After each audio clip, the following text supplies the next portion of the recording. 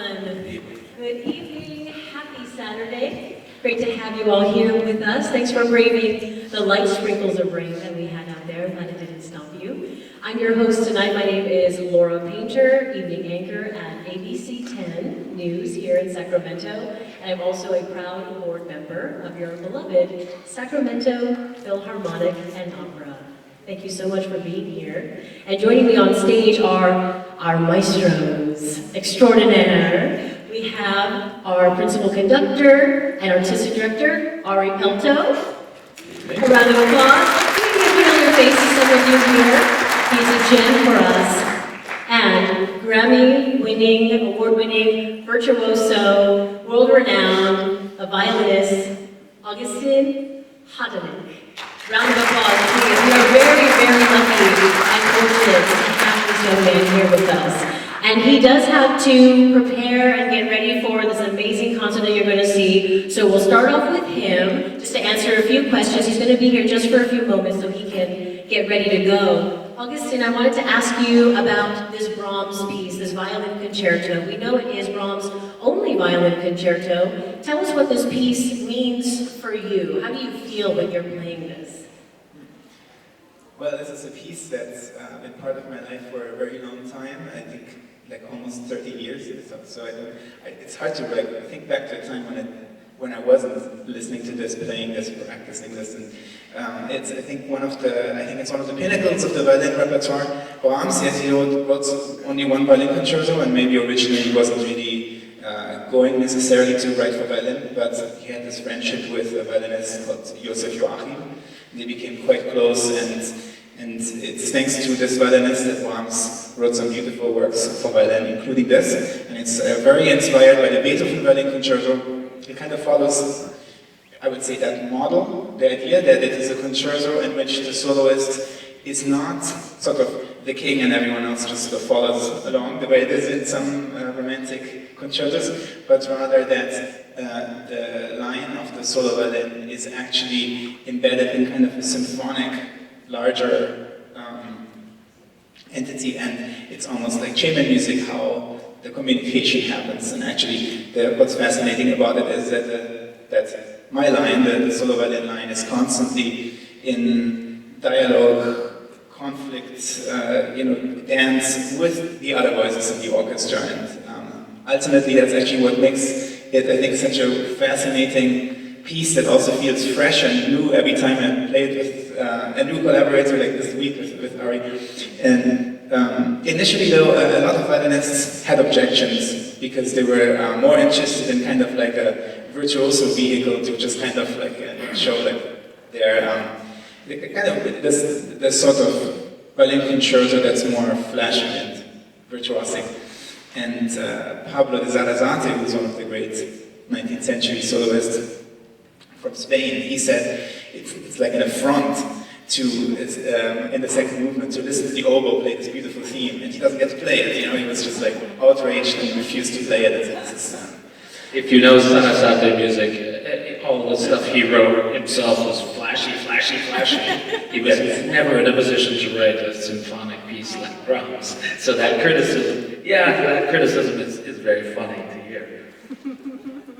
Very interesting. Augustin, can you tell us more about the cadenza? And we know it was written back in the day by Brahms' friend, but how in your part do you incorporate your own self, and how much of the original composition is in there, and how much of you, and tell us about that mixture tonight. Yeah, so, well, a cadenza traditionally, when you go back further into the classical era, that's usually soloists just sort of improvised something on the spot, or they prepared something of their own, and many times composers just sort of left that space blank for the soloist to do something, as Beethoven did. And so Brahms just said, okay, I'm not going to write a cadenza, I'm going to leave this to violinists. And of course Joachim wrote a cadenza. Actually he wrote several cadenzas until, the one that we know as the Joachim cadenza was the final one that he arrived at, and it's the one that's normally played. And I played it for many years, and then one day I got tired of it. Which, I'm sorry to say, I will never get tired of the Brahms concerto, but the Joachim cadenza, then I just played other cadenzas. I looked around, and it thing is that until maybe 100 years ago, it was pretty expected for every soloist to make their own. People weren't really playing each other's cadenzas very much, but everyone was expected to come up with their own one. So there's a high-fits cadenza, and there's a Kreisler cadenza, which is very interesting, many cadenzas. And then eventually it became this thing, well, maybe we have enough cadenzas, so I think it's too bad. And so, and I had done some cadenzas for Mozart concertos, which is maybe a less daunting challenge, but then finally, about 7 or 8 years ago, I said, okay, I'm gonna try to make my own cadenza. And that's what I play for you tonight. Of course, when you write a cadenza, you use the material from the movement, and my goal for cadenza, it depends who you ask. There's some people who want to write in their own style, but my goal is kind of to write basically in Brahms' style, which is it's difficult to sound. Well, it's kind of easy to make a bad imitation of Brahms, actually, but it's hard to write something that's good like Brahms. But basically I use, of course, the themes and ideas from the movement, and it's actually a chance to maybe to bring back some moments that are particularly beautiful to me, but that only happen once. There's a moment in the development that I just absolutely love, but you only hear it once. So I felt like I want to have that again in the cadenza. I can say something about that as well. I also grew up listening to Brahms concerto from that age, and it's been with me for 40 years or more. And I had practically always that Joachim cadenza in my ear. And yesterday I heard Augustin's cadenza for the first time as we were rehearsing. And apropos of what you were just saying, there were parts that you bring into the cadenza that don't at all appear in the Joachim, and I loved hearing that little moment from the development that you put in. It was so fresh and interesting. It struck me immediately. If those of you in the audience have grown up or heard recordings many times of Brahms concerto with the Joachim cadenza, you're going to be fascinated and delighted to hear Augustin's cadenza.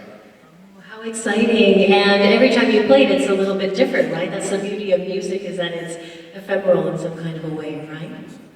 Yes, I think I would say, it depends a little bit what piece, but I think in this piece, it does it is kind of like a living thing that's each time will be maybe slightly different timings based on how it feels, and you have to be in this piece you have to be as a soloist quite sensitive towards and always listen to what's going on and kind of sort of make music with the others. You can't sort of be like, today I'm doing this without, it doesn't work that way. There's still a bit of teamwork involved. Yeah, I'll go the other direction though, which is in a symphonic setting. If this were a Brahms symphony without solos, I might be free to do something that I have to remind myself, yes, this phrase could work at this tempo or in this direction, but it doesn't work with the virtuosic writing of the concerto. And so in the same sense, I need to be very listening carefully and understanding what the violin is doing. And yet, as he says,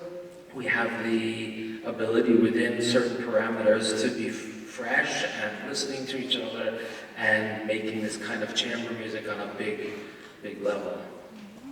You want to add to that before I ask one more question? No, I think that's exactly. Yeah, I wanted to ask about your wonderful violin, and of course, it turns into magic when it's held and played by you. But will you tell us about the instrument that you brought with you today? Yes, I love this violin very much. It's made in 1744 by Giuseppe Guarnieri di Gesù. It's the name of the maker in Cremona, and I've played it for about 5 years now. And actually, when I was growing up, I had many recordings of Hendrik Schering, the Polish virtuoso, who played on this violin. Most of his recordings were made on this violin. And so I actually listened to it often without knowing that I would one day play it. And there was even, when I was a student in one of the shops in New York, there was a poster of this violin. They would make, in Strat magazine, they would have these sort of fold-outs of violins that you could then hang on your wall, and and so that was one of them of this violin, and I remember looking at it. So it's very special to play it. It's so beautiful violin. Yeah. I'll tell you one last little thing related to the violin, and Sherry, this violinist, played Brahms Concerto on this stage 40 years ago, probably with that, playing that violin with the orchestra. Here. Breaking news. I wasn't here. I wasn't here. Very neat. Well, any last thoughts you wanted to share? I know you're going to be busy warming up and preparing for tonight's amazing concert. Anything you wanted to share with our audience here about the piece? Anything you might want us to listen for, or anything to prep us before we hear it? I don't think in Brahms, with this piece, I don't think you need too much explainers. I don't want to spoil, spoilers of anything. Or to overpromise. I think that sometimes when people are like, "It's going to be so amazing," I'm like, "No, don't say that." We don't So like humble. we don't like Okay, hearing, okay. we don't like hearing that right before we perform. Well, thank you so much. We will let Augustin Hadelich exit the stage and prepare for the concert, but please give him a big round of applause. He's very, very, very special guest. We are so honored to have you, sir. We'll see you again soon. Thank you. We're so lucky that he can spare a few moments of his time. It's very important for musicians to, especially soloists, to prepare and get ready. So that was really exciting to hear his thoughts on the piece, and then also how you guys are interacting too. So I kind of wanted to get a little bit more into the conductor brain and how do you, working with a soloist and an orchestra, get them to meld together, especially with a piece like this. It's very difficult. So, as Augustin said, this concerto is a bit different than lots of concertos where they're essentially virtuosic passages, either a pianist or a violinist or a clarinet or you name it, where you're essentially giving the right kind of pacing, space, and so on for the soloist to be able to execute these difficult passages, virtuosic passages. This piece is much more like a symphony, and not terribly unlike his second symphony, which was written just about a year before this, the concerto, written in the same place. And I wanted to set a little bit of the stage for you, because for me, there's a kind of an atmosphere to the concerto that if you know the second symphony, which we did here last year, or a couple of years ago, I can't remember. Last season. I know you're a big fan of Brahms. Yeah, He has a and special place in your heart. he does. And this piece, both of these pieces were written in what I like to consider relatively happy times for Brahms. Brahms, who was moody and prone to depression and anxiety and all kinds of things, like many composers. I'll get to Beethoven because there's a connection between these two pieces.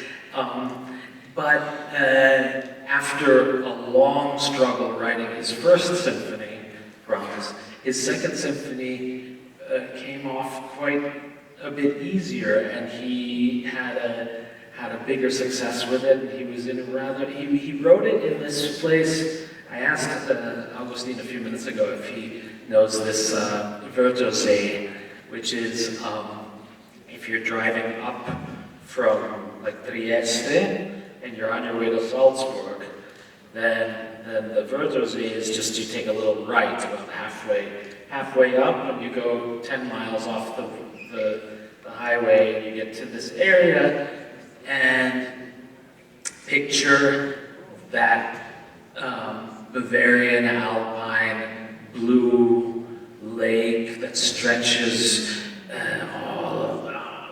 practically as far as you can see, and then there are green hills on the other side, and then slightly higher mountains a little bit higher up, and a perfect place to go for a stroll. And Brahms was very happy there.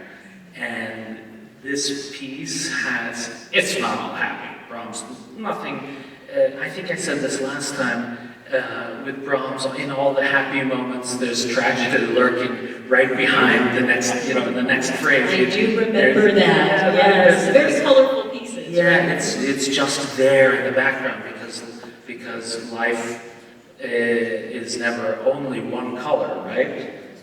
And it's not just a happy piece, but it has this atmosphere of what I think of kind of that scene, very, very informed by the natural beauty, by the feeling of our souls and bodies in a natural environment like that. And so the atmosphere of that, the idea that it's not just a virtuosic piece, it's a very much by the piece. This is very hard to talk about, but it is a heinously difficult piece. The thing about the Brahms is it's a symphony with a violin part, solo part, which is almost impossible. I was a violinist, and I admired anybody who could come anywhere near playing the Something you aspire to, right? If you were a violinist, absolutely. this is the Everybody piece you're like, aspires. I made it. Yeah. I can play this piece. Yeah. And so when I said, hey, you have to be a little bit careful about how you move the tempo here and there because it's so intricate, so difficult.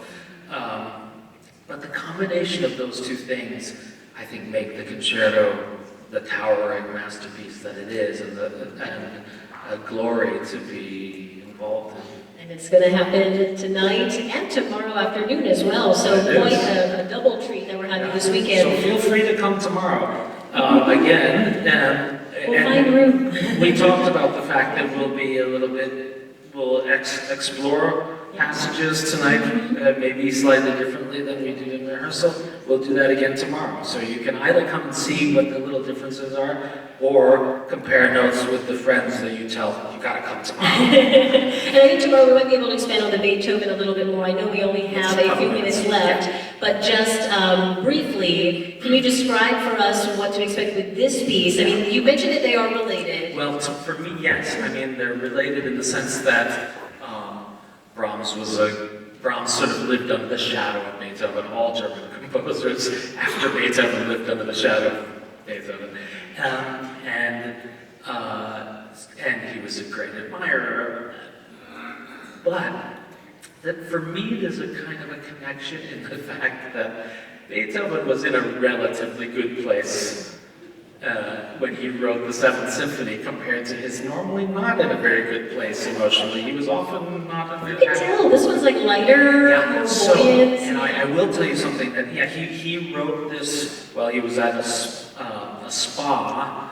I mean, not like a club med. No, it was a medical spa, but he was taking the bath waters in Teplitz, and it's also a lovely place, not quite as beautifully picturesque, but very serene and very lovely, and good places for walks. And one of the reasons why I feel that he was in a relatively good mood was, I'm afraid I can't remember who, but some contemporary poet at the time, it was not Goethe, there's another story about Goethe and Beethoven, that some contemporary poet said, oh, I met the great Beethoven who was out for a stroll in the woods, and I found him to be totally charming and pleasant, and he doesn't deserve the reputation for being a terrible monster. So he was in a good mood. Related to that, I'll just tell you one thing that I'm happy for you to listen out for, and that is there's an association with this piece and battle, victory, war, Napoleon, these kinds of things. And I think that there's lots of scholarship to show that that's rather unlikely that Beethoven had that, among other things, for what I just said, which is he was writing it at a time when he was far away from war and war wasn't on his mind. And what I strive for, and what I feel is striking about the symphony, is that it's mostly dance related. and the each movement has its own version of a dance. And so I think of this piece, and what we strive to do tonight is to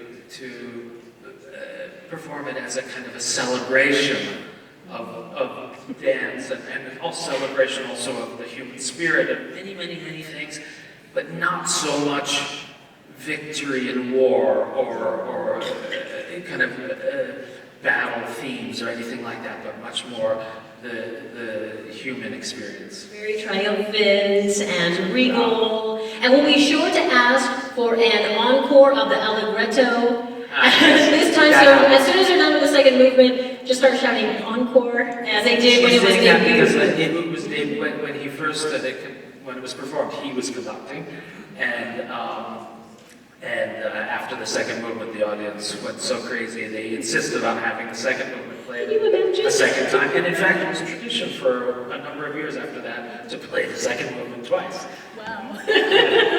Well, I guess we won't do it. We won't do it today. Well, maybe tomorrow will be the last show. So tomorrow will be the beast. Ari, thank you so much. A big round of applause.